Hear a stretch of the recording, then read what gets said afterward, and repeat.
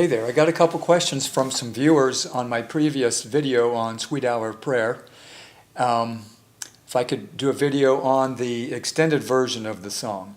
The one I posted before, which I'll put a link to the bottom of this one, I just did an intro, one verse, one chorus, and then an outro.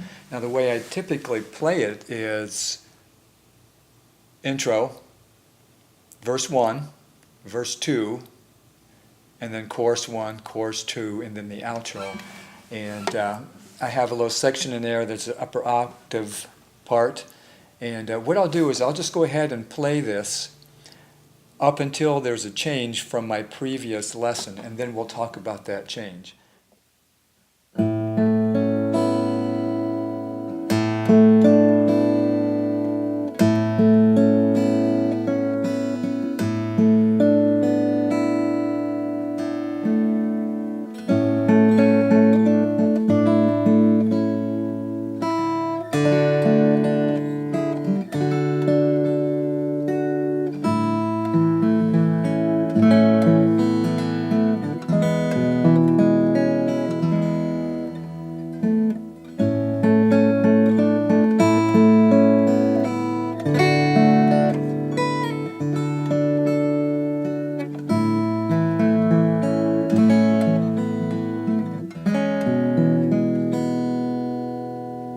Here's the first change.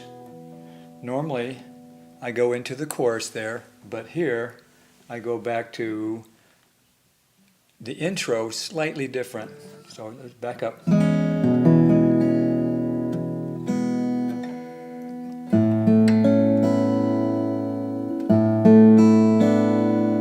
There's your first difference.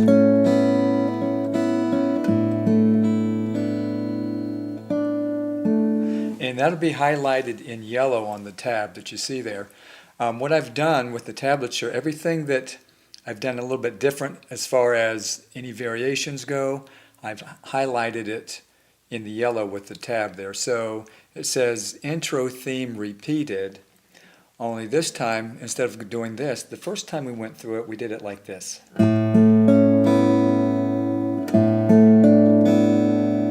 The second time, the repeat is pretty much the same, slightly different. It's coming down on those top notes. Right here. See that?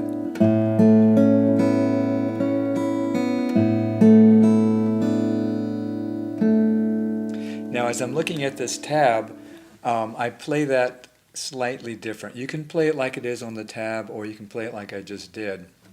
What happens is a lot of times when you learn a song, you put the sheet music away, then you start playing and it kind of changes under your fingers, and you come back to the tab and you realize I play it a lot different than I used to. But anyways, I'm going to keep going. So that was the intro, verse 1, and then we did a slight variation on the intro again, and now on verse 2 we're going to go ahead and play that. But if you notice there it says played more fully. Verse 1 it said play simply and soft. So verse 2 is exactly the same. I'm just adding a little more boldness or dynamic to it just to make it interesting for the listener. And so verse 2, we're going to play it again.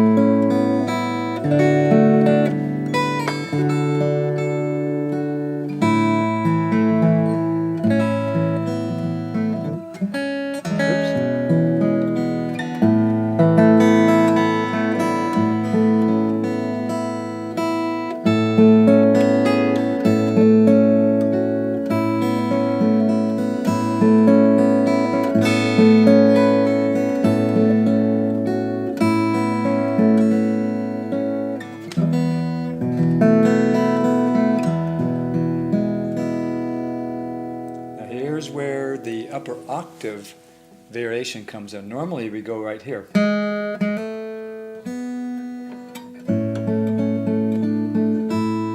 Only this time we're doing it way up here. Okay, and you'll see that on measure 3 there of your tab.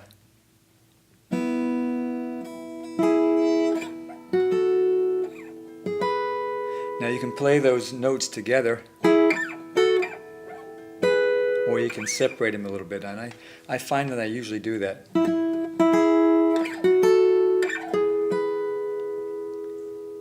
Now I play those with the middle finger on that second string, ring finger on the third string.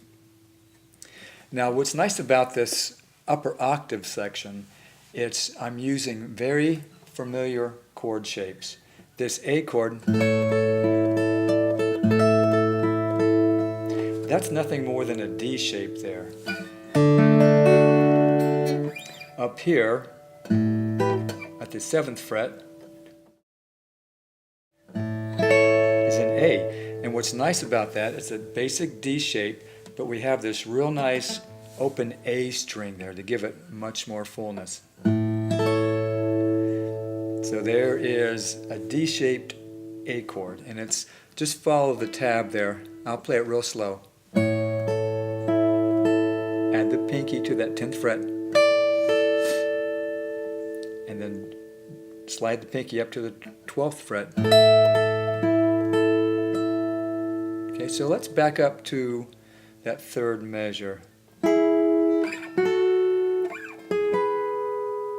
D-shaped A chord. Add the pinky. Okay, it's real easy.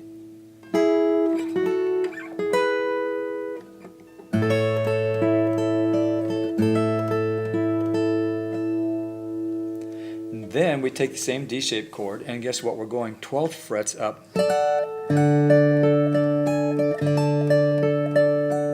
Now, a D, 12 frets up from any chord is the same chord.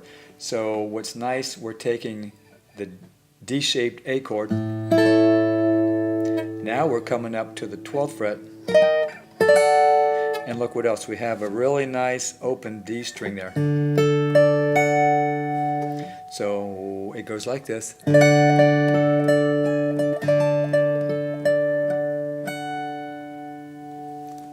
Okay, let's just back it up a minute here. Play it slow.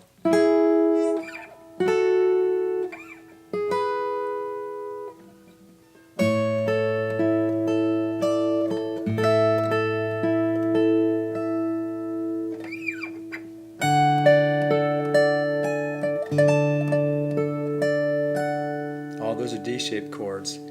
A cutaway on the guitar really helps here. Then we come back to the A again.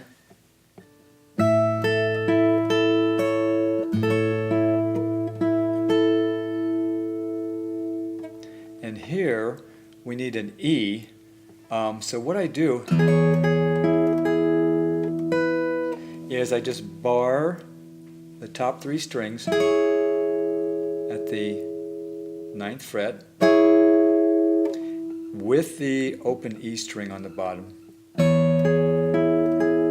And then while I'm holding that bar, take your pinky, put it on the second string, 12th fret. That's really sloppy. Let's try to do that nice.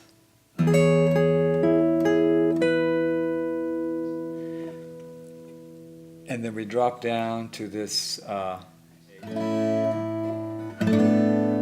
suspended, resolved. Let's go from the beginning here and just play this upper octave section with the familiar chord shapes.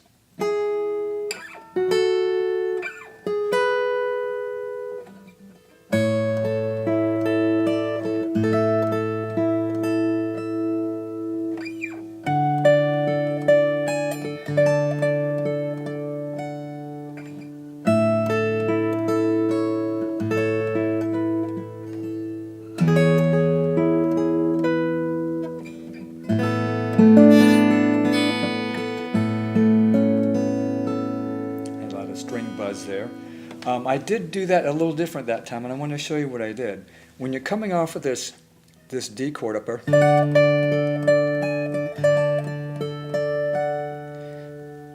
instead of playing the A with the D shape and then reaching up with the pinky,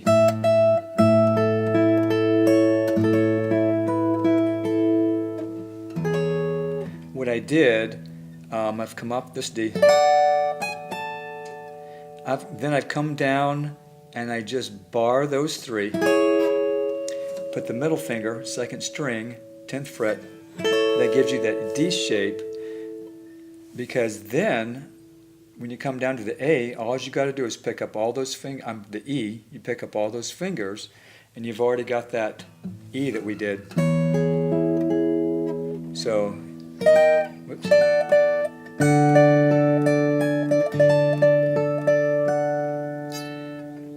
I come down bar, middle finger, second string.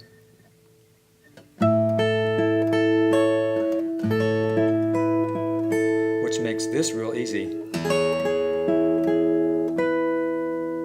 And then the A suspended.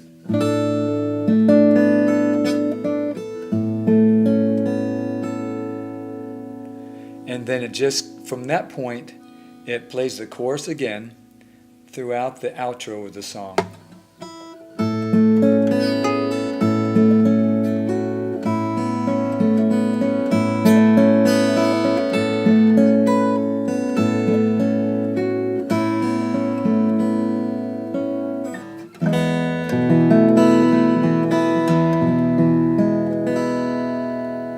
Now there's something a little different.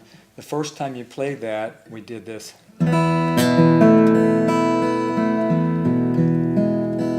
This time I just kind of hit those top strings a little different.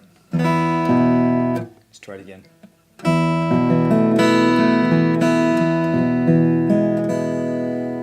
I kind of snapped them a little bit the second time through just to give it a little difference. And then it just finishes out the song. But it goes like this.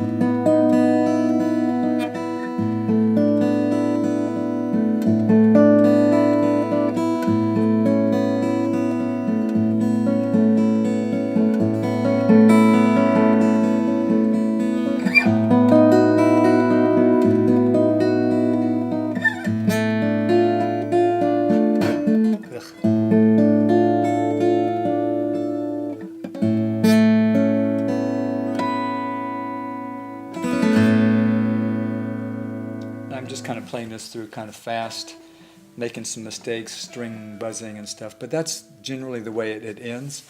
Go back, learn, if you haven't learned it yet, go back and learn the short version, and then come in and just plug in these differences. So there's the extended version.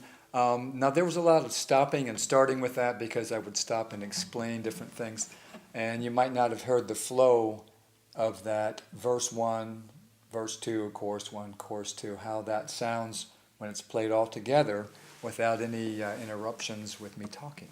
So what I'm going to do, I'm going to play the whole thing through so you can hear how that sounds, that particular arrangement of the way it's set up. I don't have all day, so if I make any mistakes, I'm just going to keep on going. Okay?